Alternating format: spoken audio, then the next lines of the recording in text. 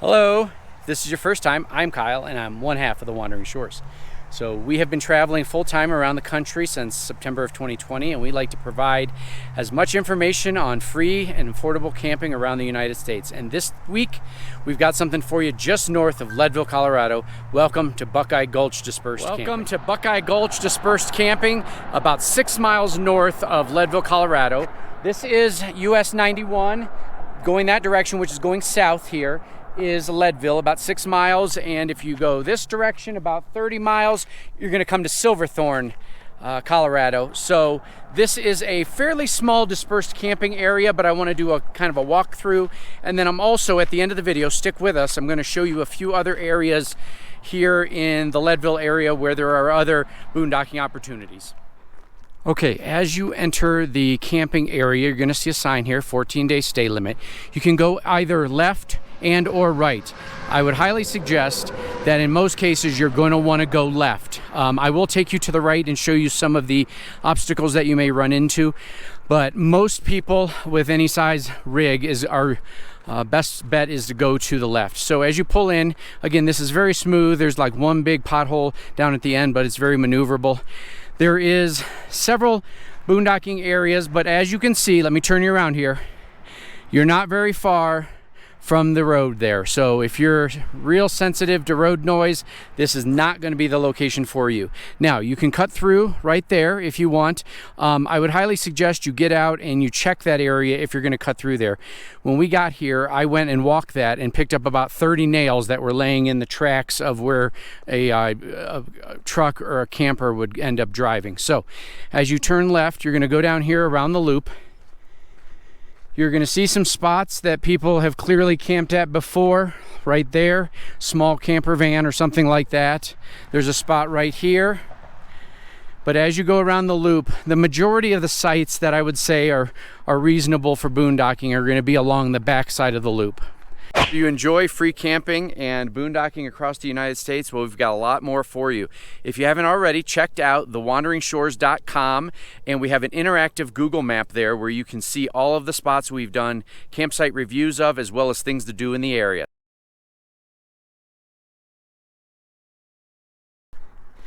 So as we come around the loop here, you're going to see this large puddle of water. Now, just for a point of reference, we are here in the beginning of August 2023, and it's rained for 3 consecutive days.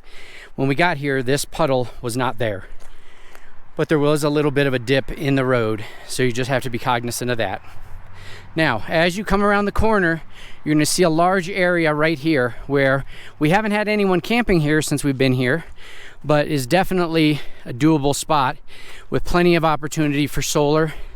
And just for a point of reference, if you're using Starlink, that mountain is north. So we've not had any problems with Starlink, though. It shoots up over the mountain, no problem with where we're camped at.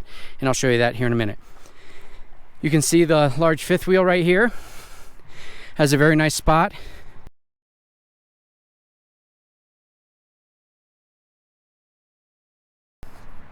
If you want to pull in between those trees, you could get some shade right there. Here is our setup.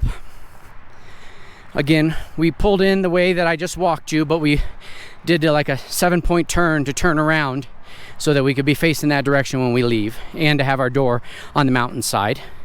There's plenty of space here for 2 or 3 rigs.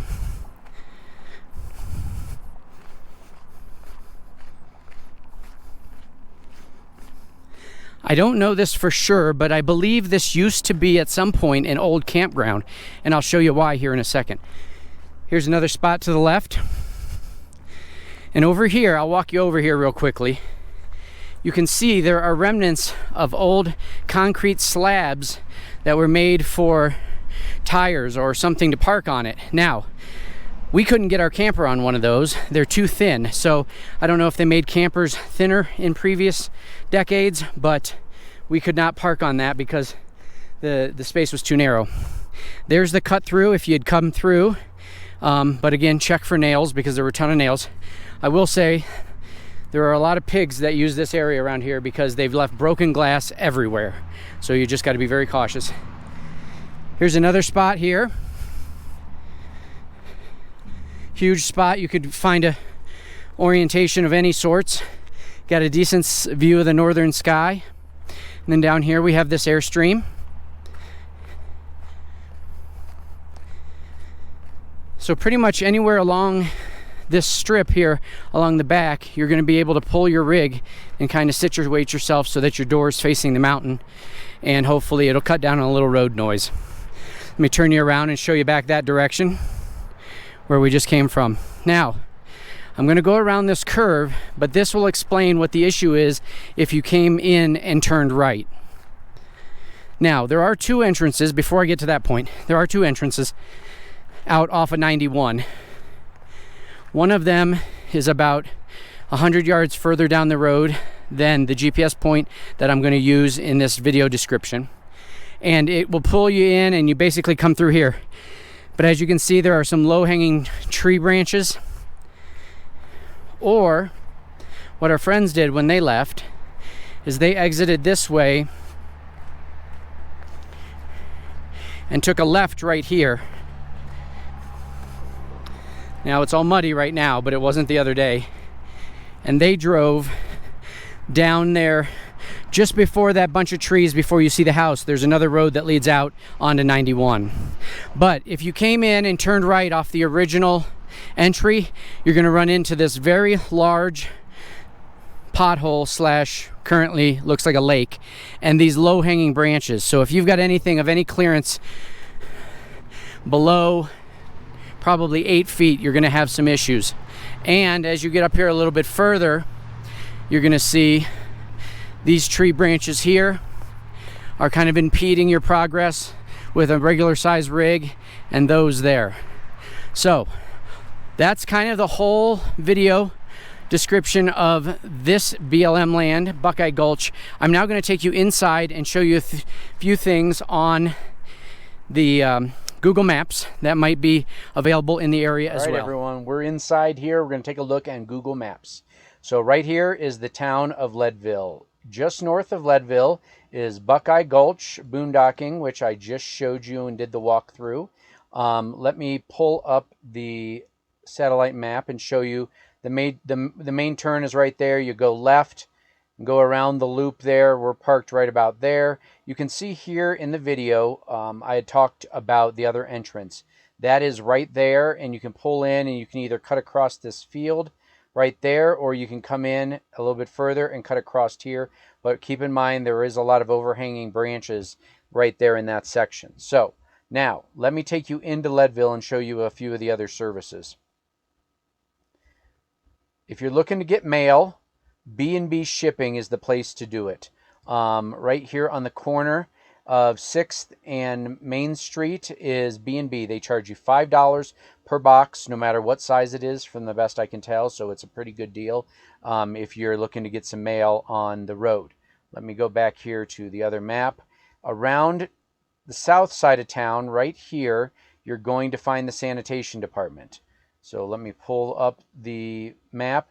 There is a dump station right there. It is, as of August of 2023, it is $10 to dump and $5 for water. And so $15 for both. There's no discount if you do both.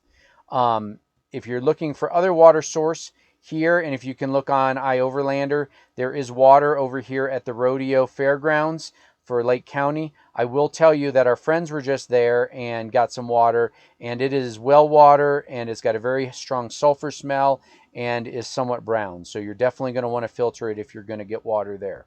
If you're looking for some other boondocking areas, over here at Turquoise Lake, right there, there is a ton of boondocking around this area as well. But I will tell you, we were there earlier last week and took a video. I'll insert the video somewhere around here while we're discussing this. That video was taking place right here at Turquoise Lake Dispersed Camping, and this place was very, very busy when we were there. They do have strong Verizon signal there, so if that's important to you, that's a good option. There is some boondocking down this side road as well. There's a ton of boondocking down in this area, as well as if you come back a little bit further towards town, you take this road right here and you come down around the corner. There is quite a bit of boondocking there.